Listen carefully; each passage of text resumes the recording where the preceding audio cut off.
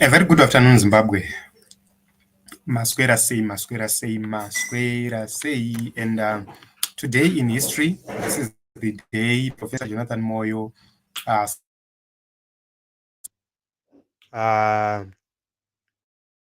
renounced in 2017. And that was the last day of Professor Jonathan Moyo to be in the nation of Zimbabwe. And we need to take a closer look on history. So, Professor Jonathan Moyo remembers this day because to him, he was under severe pressure from the regime because he was one of the criminals surrounding the president by then, Robert Gabriel Mugabe. And this is what happened to their properties. These are the gates, these are the windows, these are the pictures from the houses. And Jonathan Moyo is saying that, thank you, Mama, for saving us. Literally, he's thanking Grace Mugabe. And he's saying that Takusatenda Uroi, God bless you, Amai Grace Mugabe, and may the old man's soul forever rest in a revolutionary peace in the house of the Lord. Ultimately, everything happens for a reason. This is Jonathan Moyo. And now, Jonathan Moyo believes in the Lord after so many years in exile. But when he was in Zimbabwe, he was the law unto himself.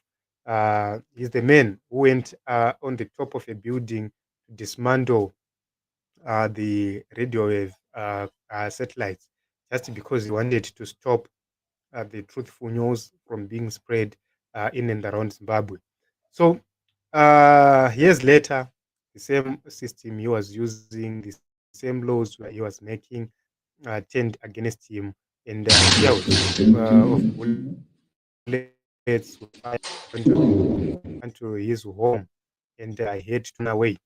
So this is what is happening to Zimbabwe. Let us take a look onto what really transpired or what really happened during that period in time. There are so many people were excited to see. So let me share this on the screen so that you will be able to read on your own.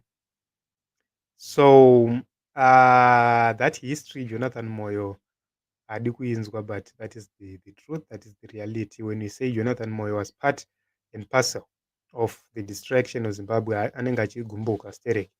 So Xavier Kasukwere and the former political commissar, and also he was the minister of local government, and Jonathan Moyo, the former information minister, and was higher and education minister during that period in time. And they were feared could they have been captured by the military because Trevor Ncube came to Twitter and confirmed that, say, I confirmed that cabinet ministers Jonathan Moyo and Xavier Kasukwere have been picked up from President Mugabe's Blue Roof residence to KGV1 military barracks. So that is what Ncube said around 9:35 p.m. on November 15. And we had to spend some days without knowing what was really happening. But a few days later, on November 21, we saw the pictures emerging, Kasukuwere and Jonathan Moyo on a flight to Tete. And we saw that picture yavakatorwa seated, Kasukuwere apa, Jonathan Moyo apa, and another old man. And that was on the 21st of November. And that's when everybody else began to believe that these guys were out of the country.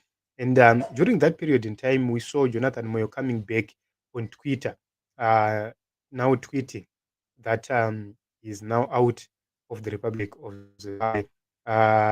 Okay, so his last tweet, I think, was on 17 November, where he said, and the last installment of this cool story is there is Sovena. I'm keeping to bequeath to my grandchildren. I used the cape from the day we started our 19-hour-long coup escape from Harare to Dzenga village in Mozambique until 15 November 2018. Take care.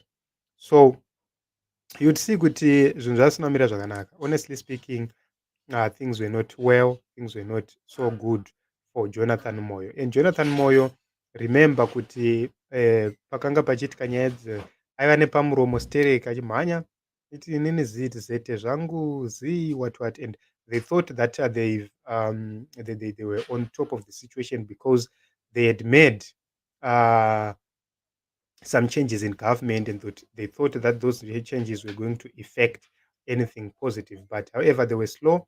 They were slow in terms of maneuver, and the military went in, and everybody began to run. So this is what happened in Team Zimbabwe. It's just a reminder to those in power that you are in power today, and tomorrow you are out of power. You might start to run away at a certain point in time. That day might come, and you need to treat everybody equally. You need to treat everybody well. You might beat us, kill us, murder us today, arrest us today, but tomorrow you'll be running for your life, and you won't be powerful. And I believe that President Mnangagwa understands this more than anyone else, because on the 6th of November, he had to escape from Zimbabwe. He was running for his dear life because he claims that the regime was after his own life. And he's the best person to tell others to do good, because one day is one day. Unenge wapamberi ndiwe unenge uchimhanya.